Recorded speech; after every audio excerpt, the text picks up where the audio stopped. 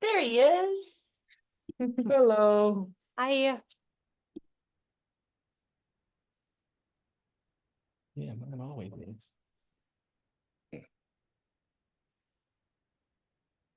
Hi.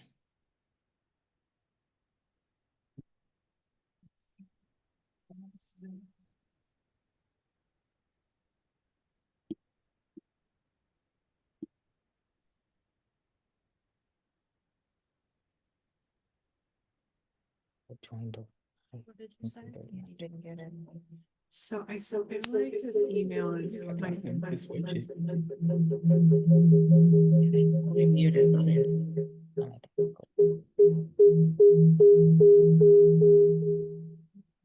Where is that coming?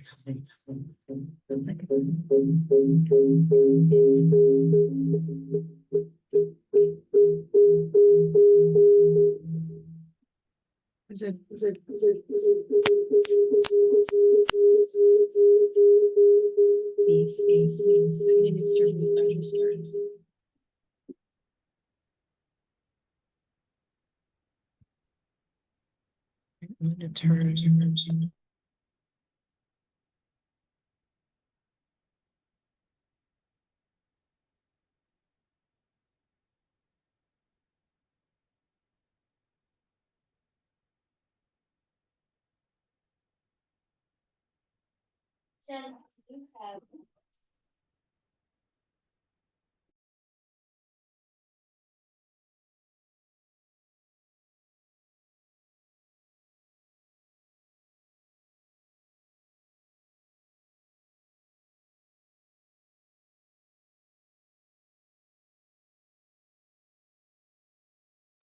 okay, it is now on Jen's personal page, so I'm going to share it.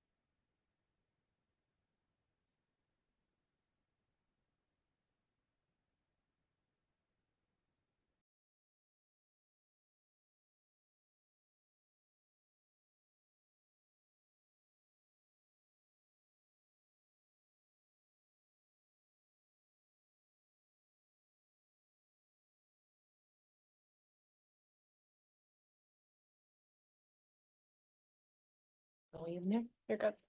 So everybody who's logged on, we are live streaming to Facebook because this information is so critically important for people to hear. So if you do not want to be on video, please just keep your video turned off. We have everybody's off and everyone muted naturally. So just don't turn it back on and you won't run the risk of your face being on Facebook streaming. Also, we love for these to be very interactive.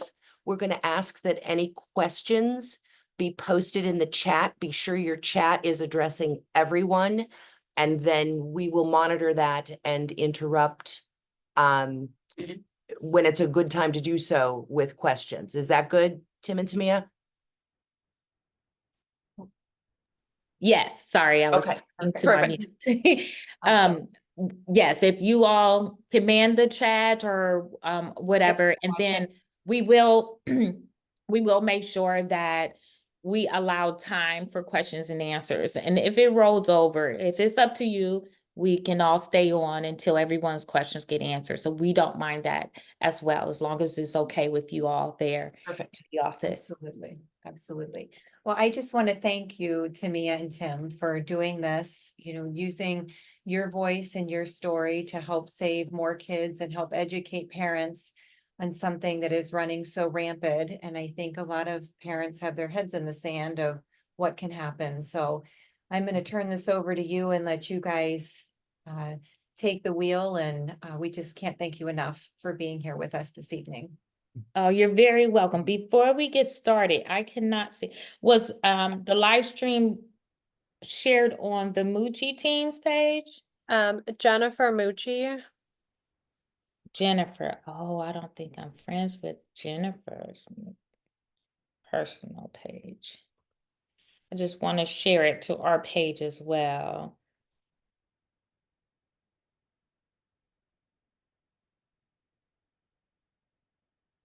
Oh, I don't see it. Okay. Do me a favor, someone in the background, if when you like share it again, and if you That's the could one. tag, no, that's the group page. If you could tag us on it, and then we'll share from there. Yeah. Yeah. So first, we want to make sure that we get started and really go over an overview of why we are here today. And we just want everyone on the call, everyone watching the stream, everyone who will watch this later on, just know that this is an extremely tough conversation. It is a hard story to hear. You may see me tear up, you may not. I don't apologize for it anymore.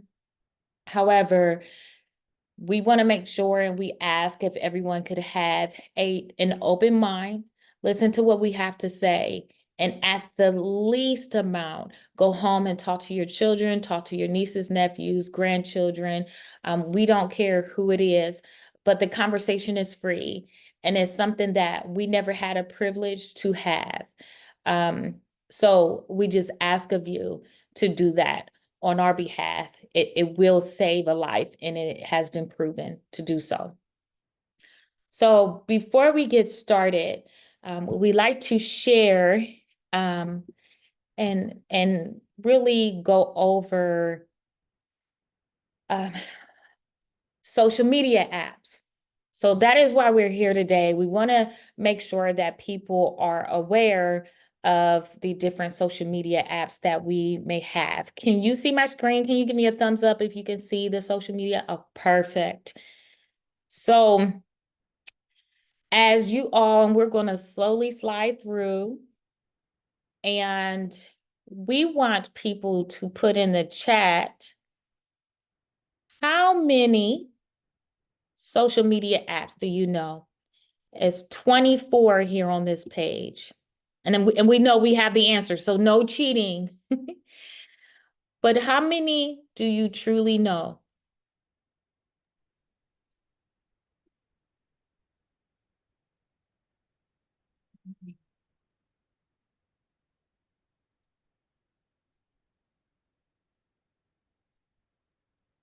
And while you're all looking at these, we want to let you know how we came up with this page. So not only did have we helped a lot of children get out of sextortion, and they were actually targeted on a lot of these social media sites on this page. But when we go into the schools and we talk to your children about this danger that is come upon us at an extremely rapid rate, we ask them to list their top 6 social media sites. And we ask one person to come up in front of the entire student body. And then once we do that, we ask the actual students to raise their hand if they actually use one of the 6 social media apps that one student had named. And 95% of the students actually raised their hand. Once they actually raise their hand, we tell them to keep it raised. If someone who has does not know them at all have reached out and tried to talk to them in the direct messaging on one of those social media apps, and absolutely every single one of the students keep their hands raised. One person in particular, he really stood out to me, because we went around and we asked your kids, what exactly are they approached with? What exactly do they say to them in these private messages? And some are, I think you're pretty. How old are you? And then it goes to, can you send me a message? But then it goes, well, I will send you money if you send me a picture. And one young man was offered $12,000 for a picture, and they said that they would Cash App him. And we asked if he responded, and he said, yes, I respond. We told him, like, you're not supposed to respond. This is a scam. You cannot respond. And he said, do you know how much $12,000 will make a difference in my family's life? So we cannot say, I cannot believe you showed yourself online. I cannot believe you fell for this, because these are master manipulators and professional con artists that are actually going after our kids. And we're expecting children to go against multiple people who are attacking them at one time and asking them to use the logic of us 40-plus-year-olds against other adults that are our age and know what to say, know how to trigger our kids into falling for their traps. We have to be mindful of these things. So I got to go to the chat and see how many. So, I'm pretty impressed. You all know quite a bit of it. What do you remember, Tim, how many you knew at first glance? I think I knew 8. I think I knew more like 14, 15, somewhere around there. 14, 15. So before we get into our story, we're going to mention a couple of things. On that actual page, there was a social media app called Wiz. We like to point it out because Wiz, as a lot of us adults don't know, is an actual dating website for teenagers. They cater 14 to 24-year-olds is what they go after. So our 24-year-old man is on the same website, dating website, as a 14-year-old teenage daughter, or vice versa. And there has been, and we have helped some people out of sextortion who's actually been attacked on that actual website. Some other things that you all don't know is that if you actually give your child a cell phone, and we think that we're doing our parents' due diligence and we put parental controls on the actual kid's phone, as soon as your child turns 13, Google will personally message your newly 13-year-old and say, congratulations on turning 13. You now no longer need your parents' consent to do anything. Take control and opt out here. And you never know. You get a message, but it's mixed in with all the other spam messages that come along. So you may catch it, you may not.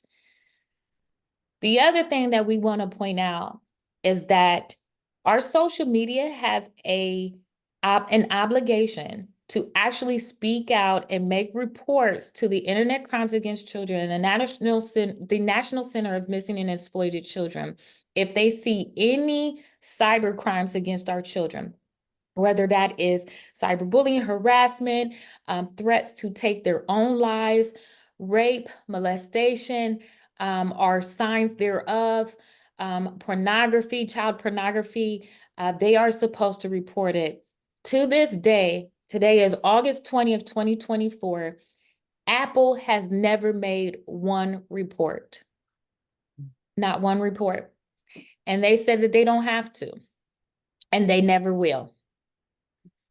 So we want to make sure that you all are aware of certain things that are going on in our lives that are attacking our children that we did not have the privilege of knowing. And we say privilege because our story is tragic, and we never had a chance to truly have these types of in-depth conversations with James. So my name is Tamia Woods, and I'm James Woods' mother. And I'm Timothy Woods, and I'm James Woods' father. we are also the co-founders of the Do It for James Foundation. Yes, we are. So I'm going to tell you a little bit about James so that you could get a better sense of who he was while he was here. You know, he was the only child, and it wasn't his choice. It was God's. We couldn't have any more children. So we made sure that we gave him the best life we could. And we tried to make sure we did everything we could so he didn't know that he was the only child. So as we were raising him, we made sure he was always fed. He always had a roof over his head. He always had all his toys. You know, he always had food. He never had to worry about anything. You know, all he had to do was wake up and wonder what cereal he was going to eat in the morning. You know, he had a dog who was a little bit older than he was, and they grew up as best friends until she passed. You know, but even still, he had other family that he was always around who was of a similar age. They were best friends. They hung out all the time. You know, we got videos of them hanging out, playing video games. We took them to IX Center together. They were always together. He was always with someone his own age because there's no reason for him as a child to always be around adults. So we wanted to make sure that he understood that he was loved. You start with family. He was in a very nurturing place. He was raised on love. Everybody cared about him. He had friends also who cared about him and loved him. Everywhere he went, no matter if it was in school or if he was going over someone else's house for the first time, he was always making new friends. And that's who he was, a friendly person. He was always happy and smiling. He was always engaging. He was a person who always had a joke for you to brighten up your day. And if you didn't like his joke, he'd figure out another one and another one. He just kept coming with jokes. He was a true comedian. And people loved him for it because at the end of the day, he made them smile. He never purposely set out to hurt anyone's feelings or do anything that no one else would like and look at him funny. He was just the perfect kid. He was very mannerable. He was humble. He was respectful. You know, he'd come up to you and he'd say, "Hi, my name is James." He'd stick his hand out as he looked you in the eye and shook your hand and asked you, "What's your name?" And he did that to everyone. It didn't matter how old you were, what color you were, where you were from. He treated everyone the same. And everyone who ever came across him, they all said the same thing. He's a nice guy. He's funny. You know, he's a good kid. And all these other good adjectives that you love to hear about your children. He had all of them. On top of being a good person, he was a good athlete also. He ran track. He ran cross country. He played basketball with his friends a lot. He ran indoor track. He was a very active kid. You know, we like to exercise a little bit every now and then in our household. He did it all the time. All year round, he's running. He couldn't gain any weight because he was always moving, which was fine. We didn't mind that, you know, he was going to be the tall, skinny kid. He had a good personality and a good head on his shoulders. That's all we cared about. Turns out while he's in school, he got decent grades too. So on top of being a star athlete, he got good grades. He helped tutor his friends. He helped them, you know, get certain scores on their tests that he couldn't get. I don't know how he could teach somebody to do something that he couldn't do, but he was good at it. It was like one of his special talents. But everyone loved him. You know, people were trying to get into college. He would help them fill out their paperwork so that they could go.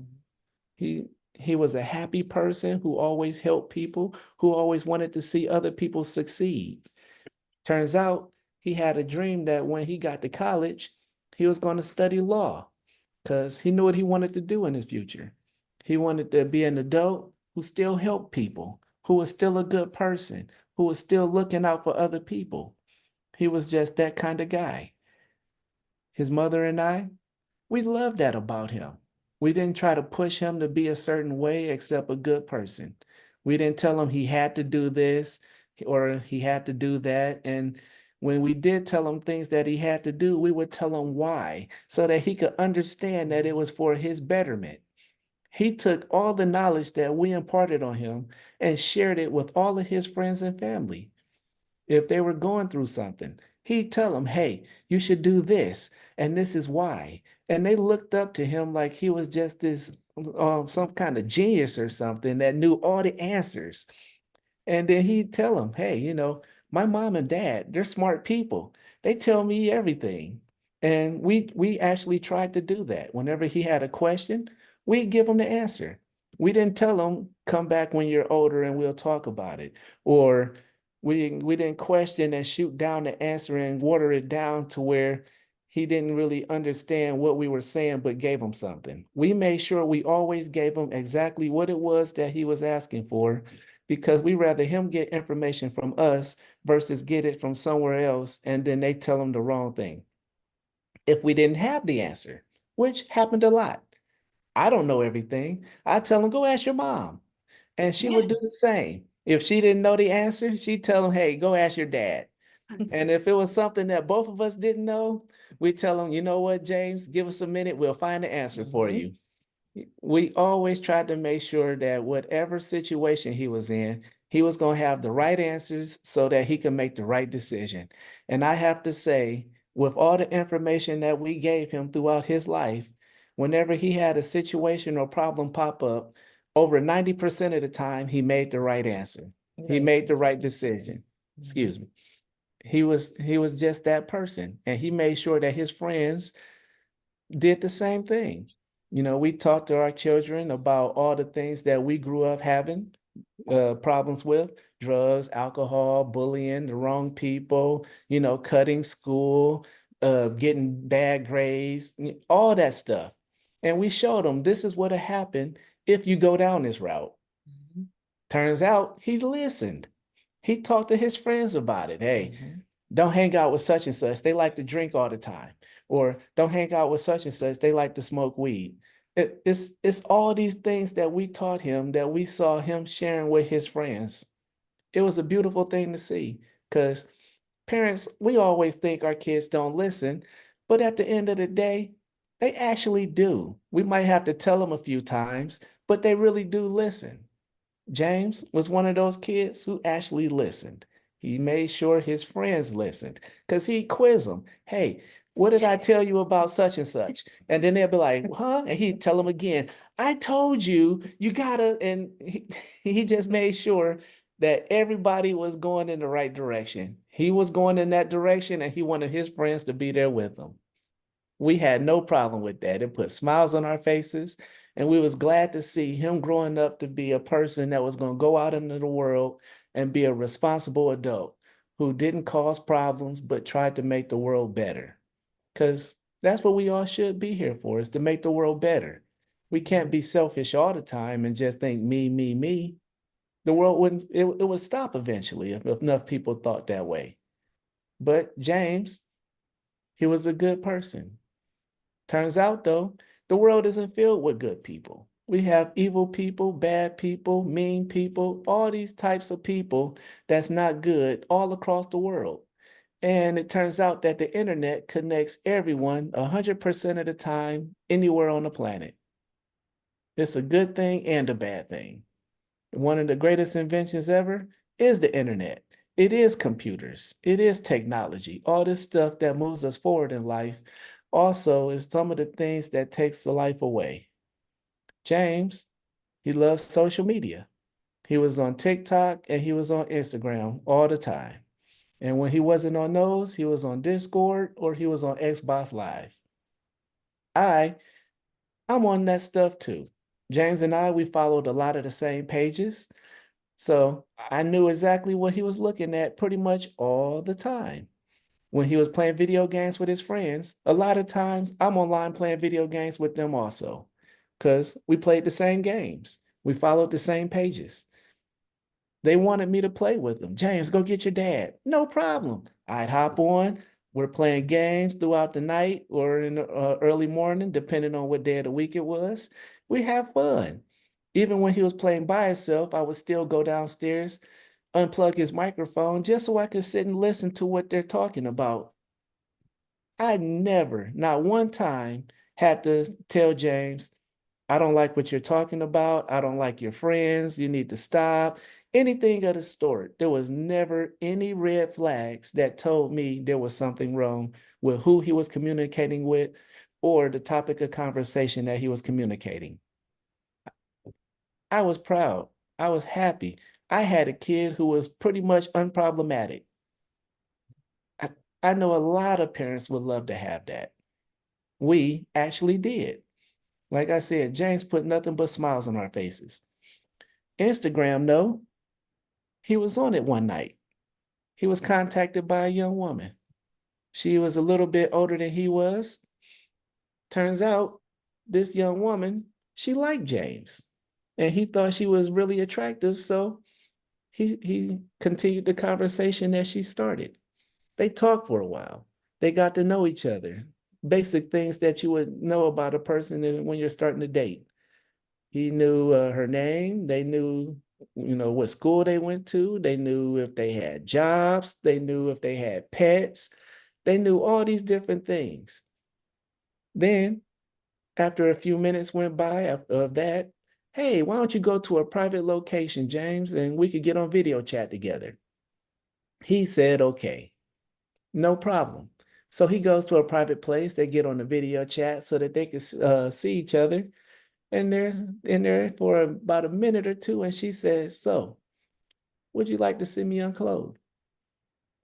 Now, James, at this time, is a 17-year-old boy with nothing but hormones going through his body. He's looking at a female that he finds highly attractive. Of course, he said yes. So that's what she did. Then after she disrobed fully, she asked him if he would do the same.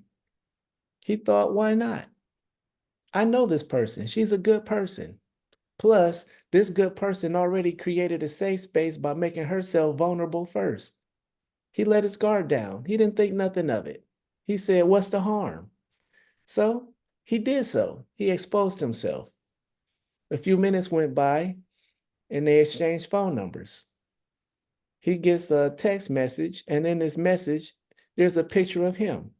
You could clearly see his whole body in the picture, fully exposed. He didn't know what to think. He was like, what is going on? And in the caption, it said, this is you in all your glory. And that glory was him, fully exposed. He freaked out, I'm sure. Then the messages start coming through left and right. I'm going to share you with the world. I'm going to expose you to everyone. I'm going to put you on all social media sites. And then she started to name them.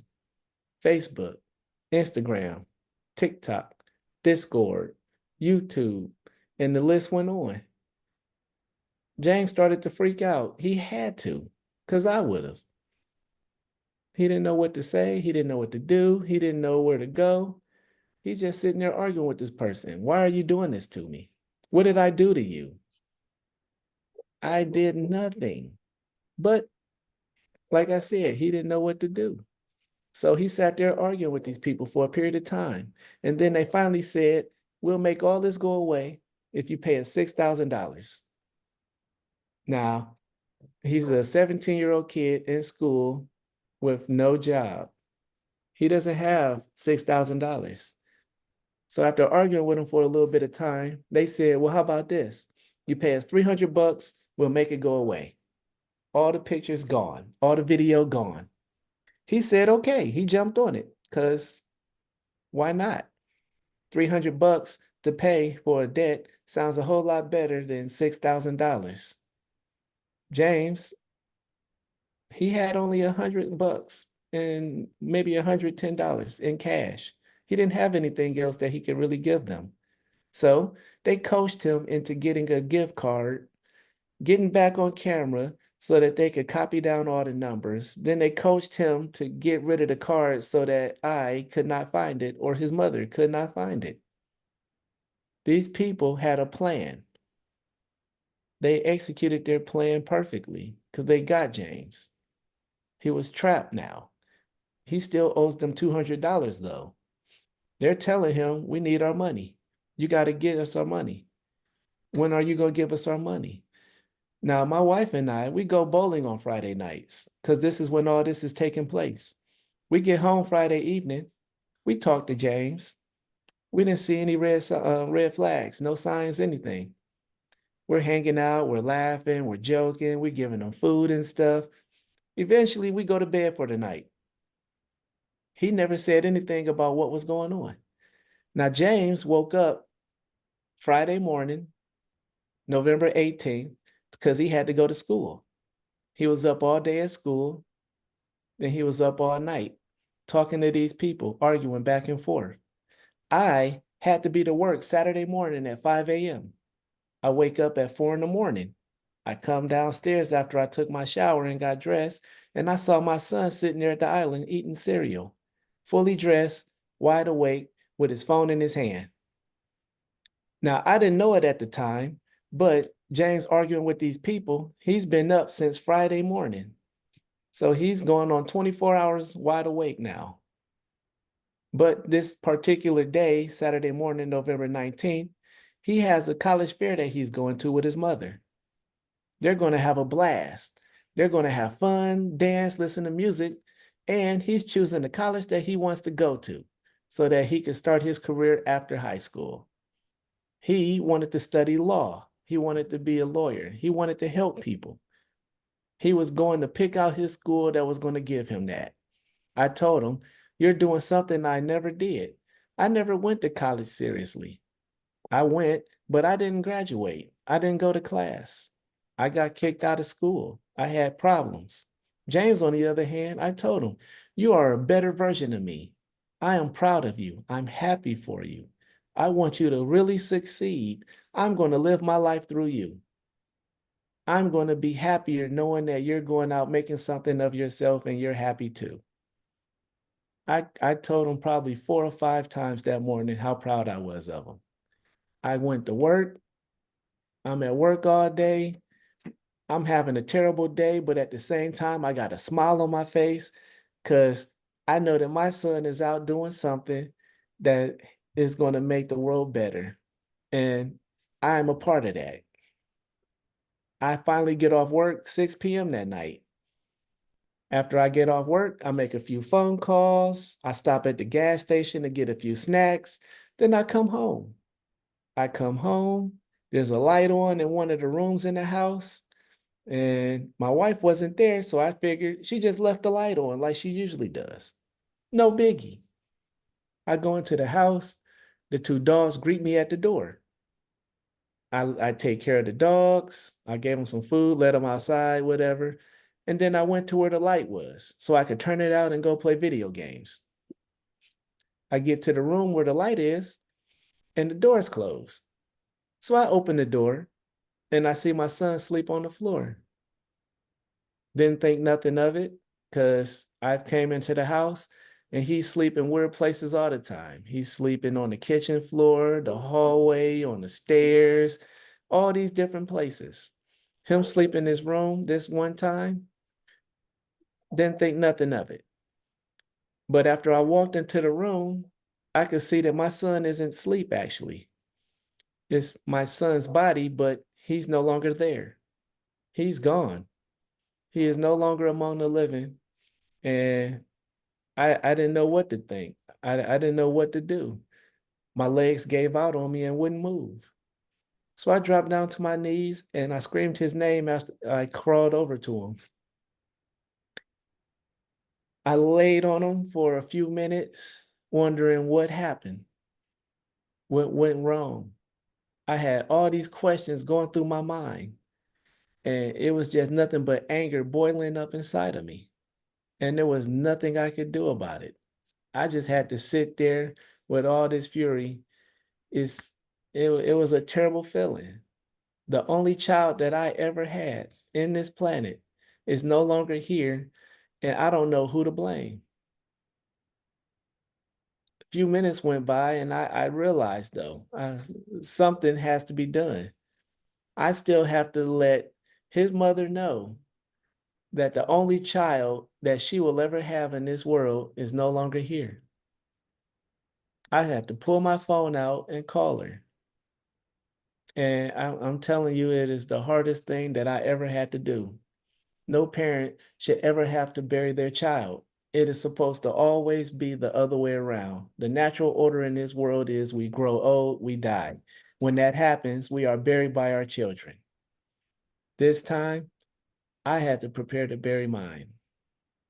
This was November 19th, 2022, the worst day of my life. We found out that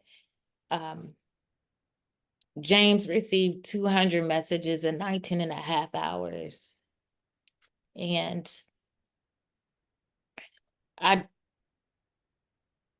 I was introduced, and Tim and I was introduced to what sextortion truly was 12 hours later, not even 12 hours after they took our child out of my home.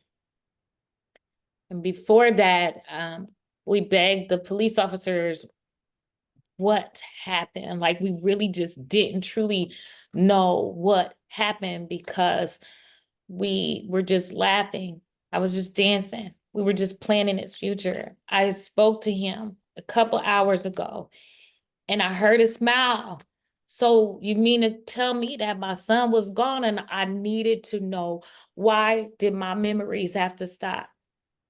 I wasn't finished cheering for James. I wasn't finished yelling how beautiful he was and keep going. I wasn't finished cooking for my son. I wasn't finished going to the grocery store for my son. I wasn't finished telling him to put on deodorant. I wasn't finished.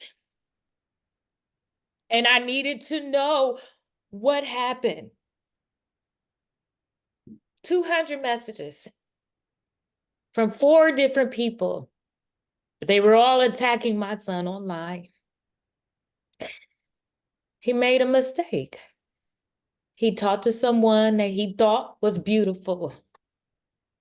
And I know he thought it was beautiful because I read it. I read his compliment to her. We read those messages where she gained his trust. We saw where they were actually video chatting. Was it the best decision? No, it wasn't. But it was never enough to take his own life. And he was ashamed, he was embarrassed. And that's what they do. They instill suicidal thoughts into your kid's head. And they do it in a very rapid pace. And they know that their frontal lobe is not fully developed and they're very impressionable. And they earn their trust and then they destroy it. And they victimize them and make them a sexually assaulted victim. Put them into a hole, isolate them from everyone until they cannot speak out. That is what happened to my son. His last words to them was that you have me in an unavoidable loop that I cannot get out of. He didn't go to the police because they told him that he would be labeled a pedophile. He's going to jail. He didn't go to us because they said we wouldn't forgive him. We wouldn't love him anymore. Didn't go to his friends because they already beat him to that. They sent them pictures of him. They told him over and over, end your life now because we're never going away. Kill yourself. 200 messages.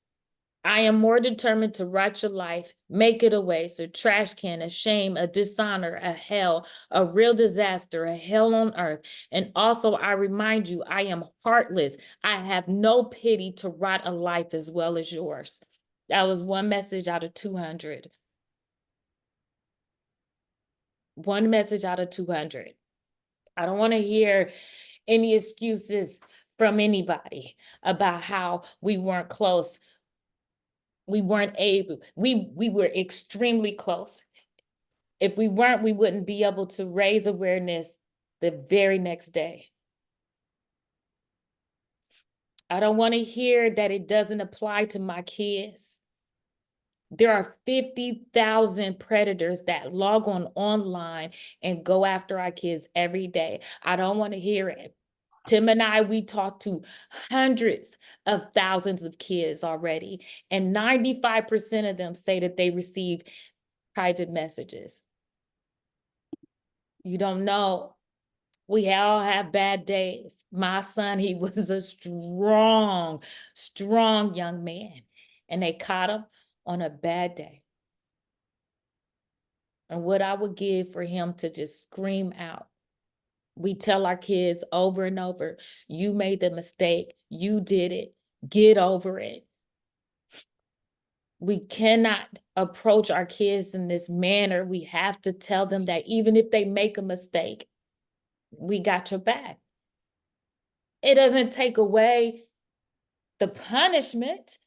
It doesn't take away the reinforcing that we have to do, but it's okay. And if we block and make these continuous blocks, our kids won't come to us. We have to say it over and over that they matter. Our kids are going through so many emotions that if we don't instill it in our head, you know what? We got 4 other people who are willing to tell him he doesn't matter. During 19 and a half hours, Tim and I told him we was proud of him. We told him that we loved him. We told him that we knew he could do it. We hugged him, gave him high fives. I even snuck a kiss a few nights before. But I had 4 people attacking my son. 4 people who destroyed my son.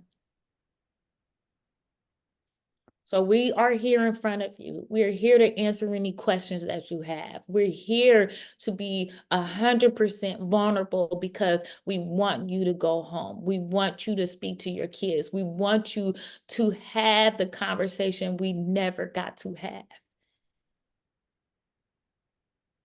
This is serious stuff. And if you don't have it in front of you, if you don't have examples of it, if we took it lightly before, if we didn't connect it before, I need you to connect it now because I need your kid to be alive. I don't want you to join our group of sorrows. So we want to open it up for questions. And we have about 20 more minutes. Are there any questions that you all have for us? Tamia, I have a question. Yes. Our boys are grown, right? And I know they're in their 20s. They're still young people. They're still vulnerable. Adults are vulnerable. At what age do you start to talk to kids in a way that they can you help with those conversations, like with the, the younger ones, and then as kids get older and then they get to the age where they know everything, can you just help us with that? Yeah. So we always have these conversations with our kids. Don't let anyone touch you inappropriately, right? If someone touches you inappropriately, you let mommy and daddy know. We start really young with that. And we need to incorporate that talk with the internet talk. And the way that we do that is to make sure that, you still have your parental controls, but explain to your kids why, and in their turn, like, layman's terms, and break it down for them on why you're doing it so that they are aware that if somebody hacked into your parental controls, they're able to tell you and they understand why instead of sneaking around. You also want to just have that reinforcement, like just have those conversations. And as they grow, I think that us as parents around our teenage years, we stop having that touch and appropriate conversation. And I look back and I'm like, I don't know why exactly we did, right?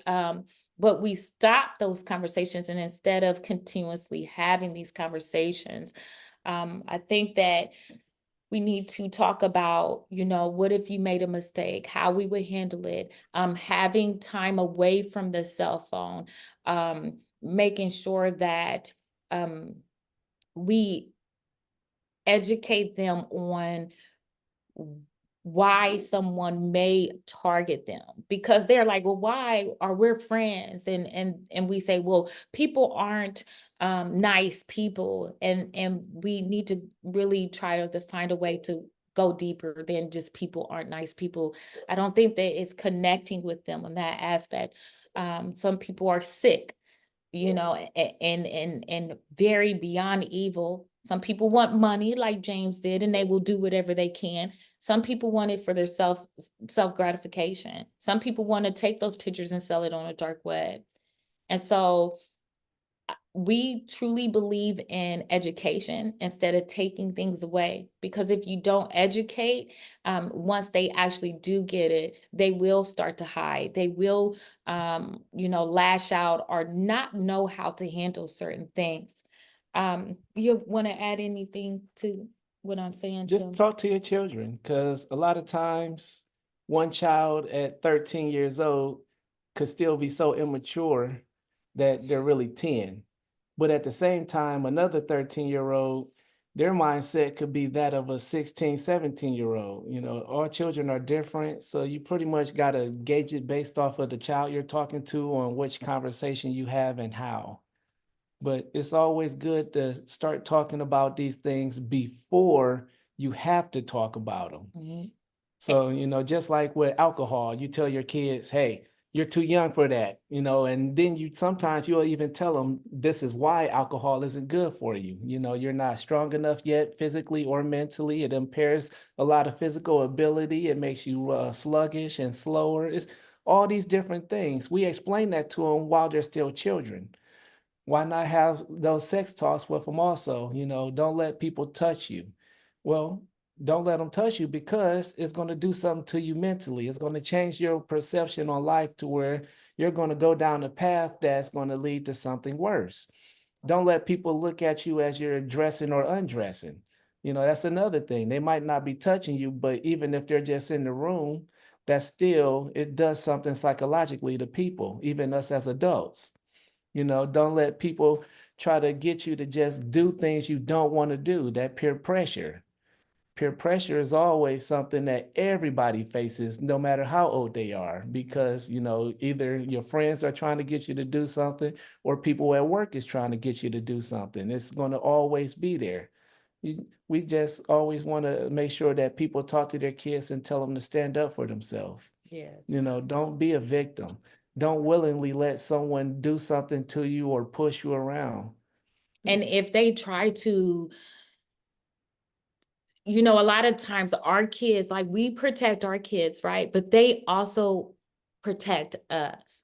So you may hear a lot of scenarios, and even with James, they started to, if you don't do this, then we're going to do this to your parents. We're going to do this to your friends. And you hear a lot of that even in cases with pedophilia. If you tell someone I'm touching you, I'm going to hurt your mom or your dad. And your kids start to actually go into protection mode for you as well as them. And I think that those conversations need to be had too. Like, I get that you love me and everything, but if you are in harm's way, no matter what, no matter the threat, still come to me, because we can fight them together.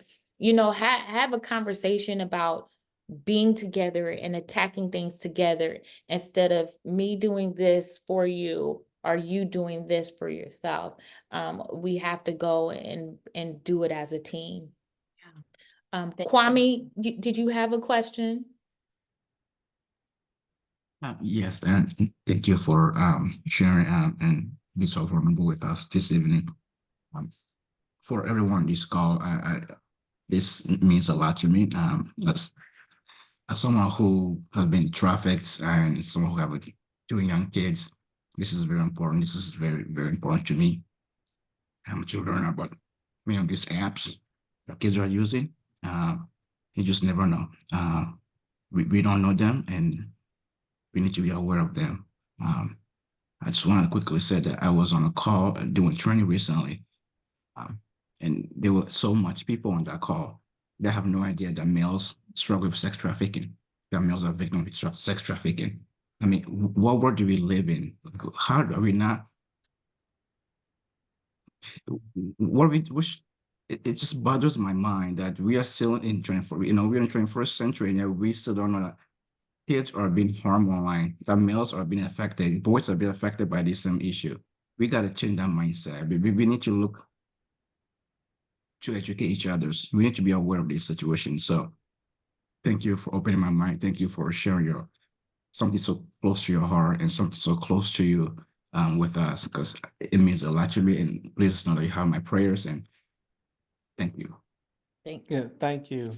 So I will say, as far as what you just said, sex trafficking is a big problem. A lot of times these apps, people, meet new people, they think they're friends and they get to know them supposedly, and they want to meet these people. And the people, they'll tell them, hey, I'll be at such and such a place. If you want to see me, come visit. Next thing you know, you got underage kids leaving the house to go hang out with people that's turning out to be adults just because they thought it was their friend they were going to hang out with.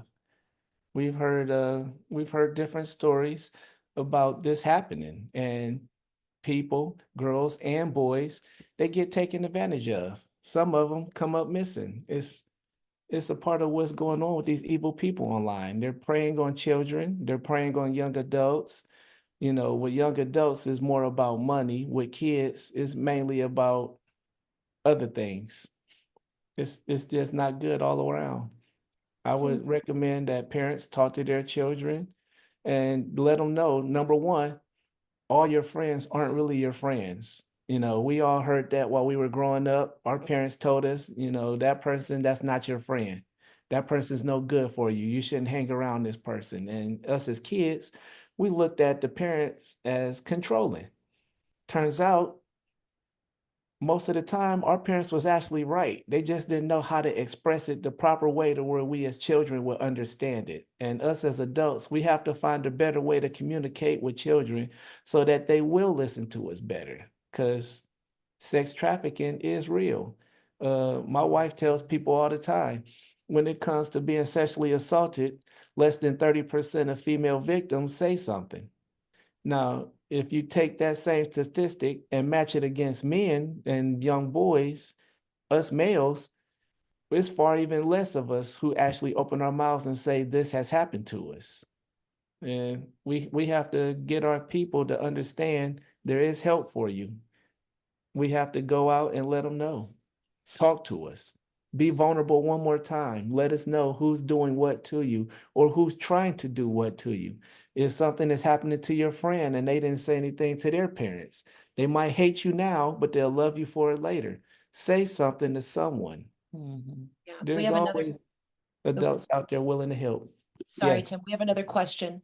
Are there specific apps you recommend that can alert parents when kids are in conversation with new friends on social media, as opposed to spot checking and traditional parental controls?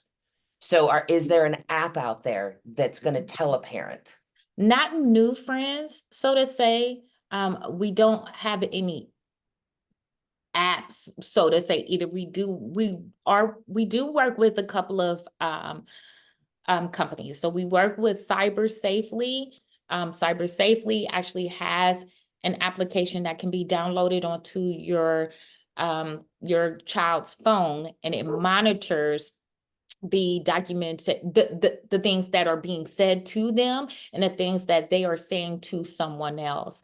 And with that, you can create a safe space. You explain differently to the kids. You want to tell them, this is not necessarily to invade your privacy, but to make sure that I have your back. So if we would have had this for James, now granted, James was 17 and a half, so we were trying to mold him into being a young man and all of that. However, that app would have actually stopped him from actually talking to that person. It would have alerted us about some of the keywords that he was saying, and James would have still been here today. There's Spell that for another, me, Tamia, spell cyber that, safely. So see, just like it sounds. yep, just like All it right, sounds. I'm putting that in the chat so everybody. Yes, and I think, do we have that online, on our Educate and Share now, or Not yet. not? So their link will be on our website within the next couple of days. Okay. We also have what's called Gab. Gab is an actual device company. GABB. Yes. And so Gab, you can actually purchase their actual device. So it's not an application, it's a cell phone in itself. And with that cell phone, you have two different levels. You have under 13 and over 13. The under 13 is just so that they have a phone. So a lot of times people think, oh, well, I don't think kids should have phones at all. But more times than not, no one has landlines anymore. So that's one. And we have to think about our working parents or our single parents. If they're working, they still have the worry on if their kid got home from school. If I need to get a hold of my kid, I need to be able to contact them. And so the cell phone is a necessity in a lot of families' cases. So we cannot just take things away from them. Therefore, you can have one where under 13 where there aren't any apps, it's just a phone. Then you have over 13 and they have a second phone where it actually has apps on there. And if it comes into a problem where they say things like, I'm going to kill myself, even the acronyms, or if they see any kind of child pornography, any kind of cyberbullying harassment, they actually shut the phone down and alert the parent right away. So that's a good phone to have as well. Another thing that we actually give out to all kids is this gray card here. So James never went to anybody. He didn't go to a friend. He didn't go to a coach. He didn't go to a principal. He didn't go to his mom and dad, aunt, uncle. He had a world behind him, but he still didn't go to anyone. And his last Google search was how to get an Instagram page shut down. He was trying to figure out what exactly he was going through. And at the time, these types of conversations weren't happening. It's very more common now since we started talking about it, but it just was hard to find any help. So we give these out to anyone under 18, and it gives them specific steps on what to do if they ever become a victim of sextortion, or if they're thinking about suicide. We address it. We give these kids resources because they need it. Sometimes they feel like they're letting us down, or sometimes they feel like, too shame. They made a mistake and they maybe shouldn't have made it. We want to give them resources that can help them until we are pulled in the loop and help them live another day. So we give them that. But Is that available on your website? right now, you would have to email us to get these tip cards from Give me us. an email address that I can share, please. It is Do It for James Foundation @gmail.com. Thank you. And we're working on making this available online again. We recently switched over websites, so we do apologize. We also have yellow tip cards. Now, these yellow tip cards are for you adults because we teach and we preach for kids to come to a trustworthy adult. And their parent may not be that trustworthy adult. You all might be that trustworthy adult. And so if they come to you, you need to know how to actually, sorry, I just was going like this, but you need to know what to do or how to help our babies. And a lot of people still don't know what sextortion is. A lot of our law enforcement officers still don't know what sextortion is. We don't know how to report it. And so these tip cards give you that information so you can have a quick reference to be able to help whatever that baby is going through.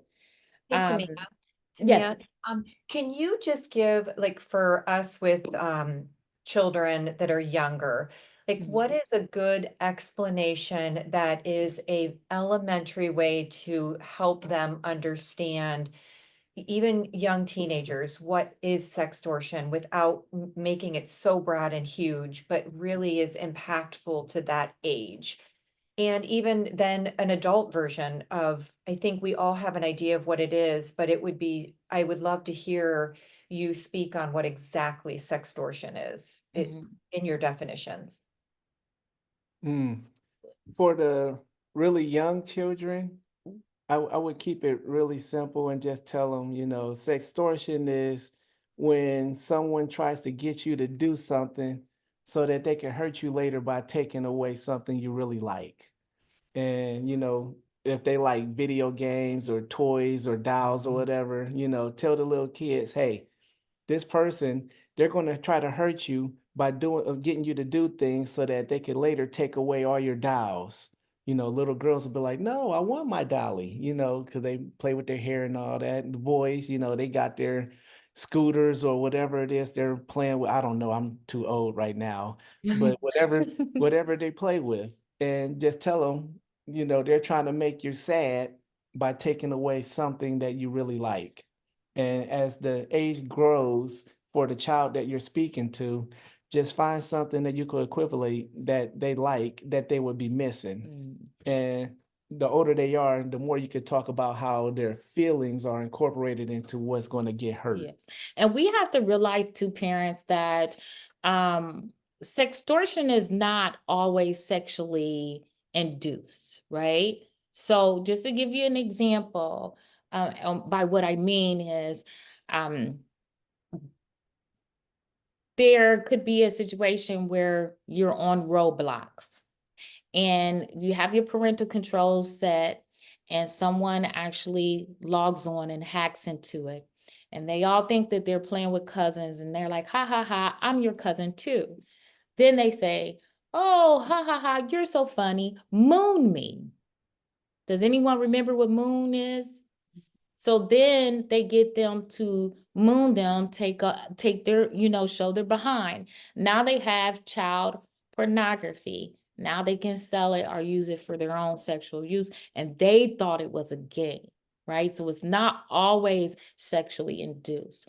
And you can use that as an example. Anything that you are being asked to do that makes you uncomfortable, or mommy and daddy told you not to do it and they're asking you to do it anyways, don't do it. You tell me right away. If you see that a stranger is trying to talk to you and they're acting weird, you let mommy and daddy know, let somebody know right away. That's how we would actually, have those conversations. We still are trying to really critique how we deliver that message for anyone under the 5th grade, because it's very hard to not go into explicit, with them getting that true understanding. But those are some of the examples you can use for children. With the adults, so we have 2 different types of sextortion. You have traditional sextortion and you have financial sextortion. Okay. Traditional sextortion is actually where the targets are females, typically between 13 and 17 years of age, because they want them to be very impressionable. But we have seen victims as young as 6 years old. Those are your typical porn pedophiles that are going for self-gratifications. They are also people who want to sell these pictures on the dark web. And what they do is they tell us, because we females, we like to be told we're pretty. We like to be told that we will be treated a certain way, and they will tell us the things that we like. It typically takes a little bit longer of a grooming session for them. And then they get them to take pictures. And if they don't keep taking the pictures, if they don't keep giving them videos, if they don't keep doing these things, then they're going to hurt them. They're going to find them. They're going to hurt their parents. They try to find what means most to them. And that's what they use against them. For some of the signs that you may see for a person who may be a victim of traditional sextortion, they may cut their hair. They may start self-harming, so cutting themselves, burning themselves. Those are some kind of trigger warnings. Depression, standoffish, isolating themselves, crying more than usual. You want to be aware of those things. Also, with traditional sextortion, it can lead to human trafficking. So you want to be mindful of that as well. With financial sextortion, that is where they're typically targeting our boys. That is what James was a victim of. They typically like to go between the ages, once again, of 13 to 17 years of age, very impressionable, high hormones. But we've seen as young as 8 years old as far as a victim with that. Their main goal is money, but the way that they get to that money is putting them in a very uncomfortable situation. Like with James, he was on video and they screenshotted the video, or they get them to send explicit photos. And in turn, they have more than one person attacking them. 90% of financial sextortion that is happening right now, the murderers are overseas, the criminals are overseas, and they are more aggressive with their words. And that is why you see a lot of suicides with the financial sextortion. With men, we have to be more aggressive. You're horrible. You might as well end your life, kill yourself. Those are a lot of the threats that you see when it goes to men. And it's just because men are built stronger, so they have to break them down, and they use more aggressive words with them. And like I said, a lot of the end results are suicide. We just have to be aware of that. The other thing that we need to be aware of is how fast that it happens with financial sextortion. James lasted 19 and a half hours. Your average person who dies by suicide, who is a victim of sextortion, lasts between 6 and 8 hours. We have 2 friends. One lasted 23 minutes. Another lasted 1 hour and 42 minutes. That is how fast it happens. That is why you hear Tim say all the time, you hear me say, even throughout this whole hour, we push communication, because no matter how often you check your kids' phones, no matter how often you put parental controls, there's ways around these things, and it happens fast. And that is their tactic. If it happens a long time, then they lose money, and they may tell somebody. So they try to do it in a very rapid rate.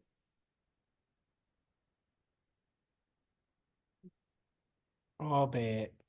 Yes. Gut-wrenching. Well, we thank you. I don't know if anyone else has any questions, if there's any wrap up that you guys have. We just can't thank you enough for sharing your gut-wrenching story. And if we saved one life tonight, it was a success. And Yes. we are going to make sure this gets sent out to all the different avenues we can send it out to continue to support you guys as you support us. And just thank you for all that you do. Yes. Thank you so much. Thank you for having us. And we know this is an hour and it's a lot to, impact. So, if y'all have any follow-up questions, you can definitely email us. We have education and share on our website. It's www.letsdifj.org. And we'll continue to raise awareness. We're not going anywhere. James is our only baby, and this is our son now. This is what we feel that he is wanting us to do, and so we have to. We've helped save over 200 kids' lives in such a short period of time. We've helped capture and had influence in capturing 2 pedophiles in such a short period of time. When I tell you that these kids need us, they are fighting battles that some of us have never had to face before, and we need to let our kids know that we have their back 100%. And so we thank you. We thank you all for attending. We thank you all for asking questions, for listening to our story, and for actually warning other people in the future about it. And I just want to say thank you guys for sitting here and listening to us. And if you got kids, nieces, nephews, grandchildren, just sit them down and talk to them, have that honest conversation. And I always tell adults, when you talk to children, tell them something about yourself that you experience so that it helps open them up to being more vulnerable to speak with you. Because, kids look at us as superhuman sometimes, but if we show them that we're human too, they're more likely to open up and say something that we never knew. It's just one way to get the conversation started. Thank you. Thank you Thank so you. much. Thank So you. we are going to continue this topic in October. Kathy Gray with Not for Sale, One Step at a Time is going to speak on October 15th. She's doing their new presentation on trafficking and exploitation. So we will make sure we send that out for everyone, and that will be following the summit where we met you last year, Tamia. Yes.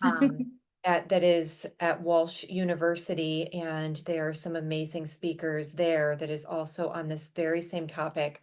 And it's a growing problem, and every voice that we can have that's louder than the voices that are going after our children will save them. So thank you, everyone. Kwame, thank you for being on today. Kathy and Tamia and Tim, thank you. We Welcome. really appreciate you guys. Thank So- you so No, much. thank you guys. Thank And you. thank everyone that joined our session. Yes. Thank you. Good night. Have a great night, everyone. Bye.